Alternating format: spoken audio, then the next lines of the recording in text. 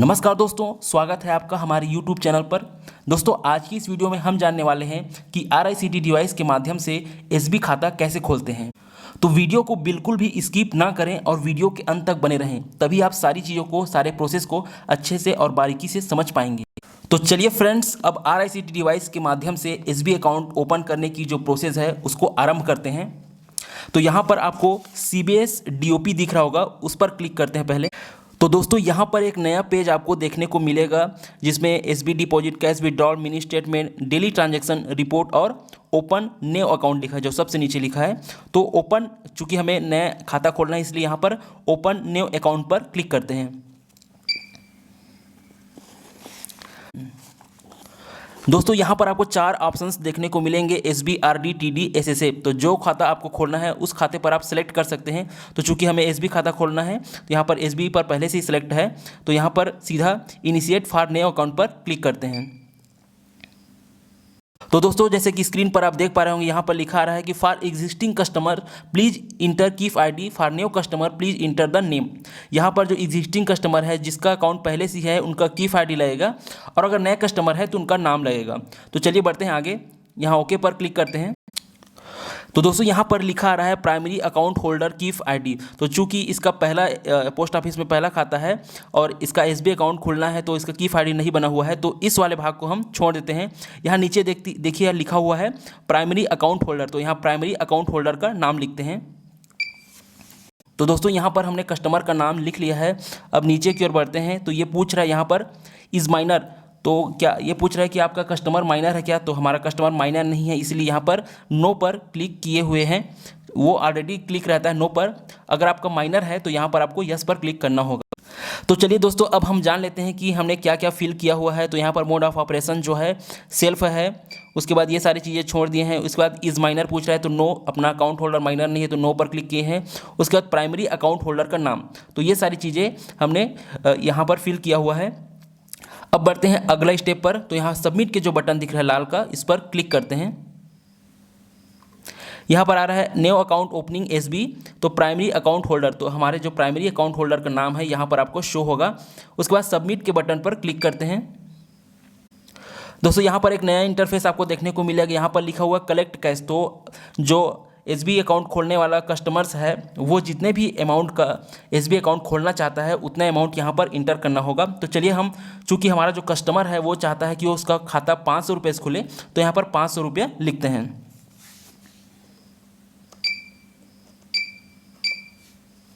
तो दोस्तों, यहाँ पर हमने 500 रुपये इंटर कर दिया हुआ है। अब यहाँ पर इनिशिएट ट्रांजेक्शन दिख रहा है, उस पर क्लिक करते हैं।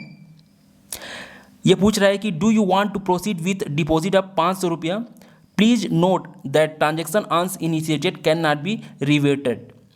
तो यहाँ पर ये बोल रहा है कि अगर क्या आप चाहते हैं 500 रुपये का डिपॉजिट करना, और अगर एक बार ट्रांजेक्शन कर दिए तो ये फिर से रिवर्टेड नहीं होगा, रिवर्स नहीं होगा। तो चूंकि हमने 500 रुपये करेक्ट इंटर किया है, तो यहाँ पर यस पर क्लिक। दोस्तों, यहाँ पर लिखा हुआ आ रहा है ट्रांजेक्शन सबमिटेड सक्सेसफुली, मतलब हमने जो ट्रांजेक्शन किया है वो सक्सेसफुली कंप्लीट हो चुका है। तो दोस्तों, यहाँ पर एक प्रिंट आउट निकाल लेते हैं, और यही प्रिंट आउट हमें लेखा कार्यालय भेजना होता है।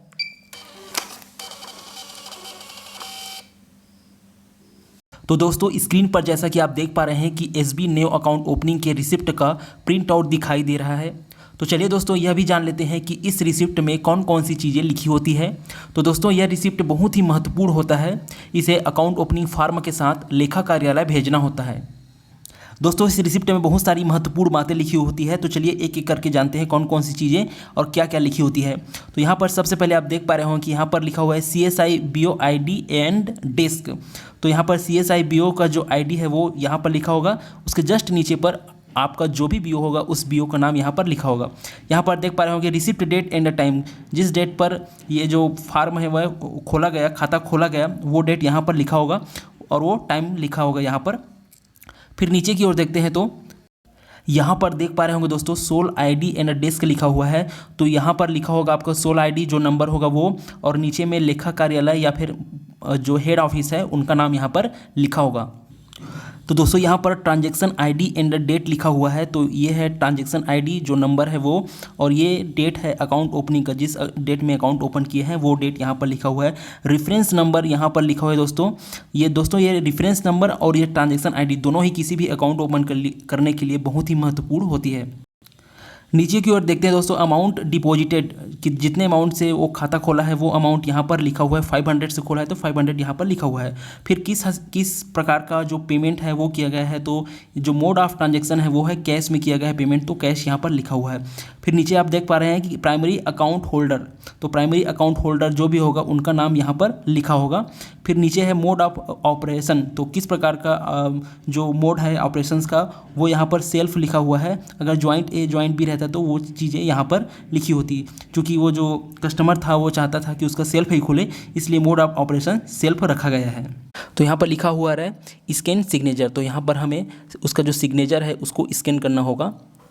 तो दोस्तों यहाँ पर हम लोग क्लिक करते हैं कस्टमर के केवाईसी के लिए, क्लिक के बटन पर क्लिक करते हैं और यहाँ पर फ़ोटो अच्छी तरीके से खींचा जा चुका है। अब हम इस सेव के बटन पर क्लिक करके इस जो सिग्नेचर वाले केवाईसी है उसको सेव कर लेते हैं यहाँ से। जैसे कि आप देख पा रहे हैं सेव का बटन है, सेव कर लीजिए। इसमें थोड़ा सा प्रोसेस लगता है लेकिन कंप्लीट हो जाता है। तो यहाँ पर लिखा रहा है कि सिग्नेचर अपलोडेड सक्सेसफुली, यहाँ पर सिग्नेचर अपलोड हो चुका है सक्सेसफुली। अब ओके पर हम लोग क्लिक करते हैं।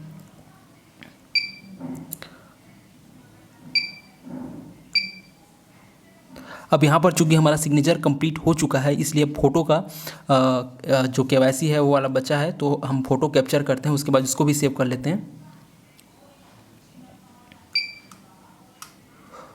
तो दोस्तों यहाँ पर हम फ़ोटो को अच्छे साफ आना चाहिए, फ़ोटो को देख के क्लिक कर देते हैं। तो यहाँ पर जैसे देख पा रहे हैं फ़ोटो अच्छे से क्लिक हो चुका है। अब यहाँ पर सेव के बटन पर सेव दबाकर उसको सेव कर लेते हैं।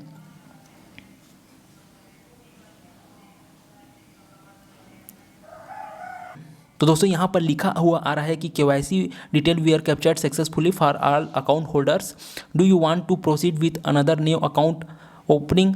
तो चूंकि हमें कोई दूसरा अकाउंट नहीं खोलना है, इसलिए यहाँ पर हम नो पर क्लिक करते हैं, और अगर आपको दूसरा अकाउंट खोलना है तो यहाँ पर यस पर क्लिक करके आप दूसरा अकाउंट खोल सकते हैं। तो चलिए हम नो पर क्लिक करते हैं, क्योंकि हमें कोई दूसरा अकाउंट नहीं खोलना है। तो दोस्तों आशा करता हूँ कि हमारी यह वीडियो आपको बहुत पसंद आई होगी। अब आप पूरी तरीके से सीख चुके हैं कि RICT डिवाइस से SB खाता कैसे खोलना है। फिर भी अगर आपको कुछ भी पूछना है या फिर कुछ भी डाउट है आपके मन में, तो आप मुझे कमेंट करके अपना जो भी सवाल हो पूछ सकते हैं। सो आई होप वीडियो आपको काफ़ी पसंद आया होगा। अगर वीडियो आपको पसंद आया है तो लाइक का बटन जरूर दबाएं, तभी हमें पता चलेगा कि आप हमारी वीडियो को कितना पसंद करते हैं। दोस्तों इस वीडियो को तैयार करने में बहुत मेहनत और समय लगा है, अतः अगर आप हमारे चैनल पर नए हैं तो चैनल को जरूर सब्सक्राइब करें और साथ में बेल आइकन को भी जरूर दबा देना मेरे काबिल दोस्त, ताकि जब मैं कोई नई वीडियो डालूं तो फौरन ही उसका नोटिफिकेशन आप तक पहुंच जाए। तो दोस्तों मिलते हैं एक नए वीडियो में नए टॉपिक के साथ। तब तक के लिए आप अपना ख्याल रखें और खुश रहें। जय हिंद, जय भारत।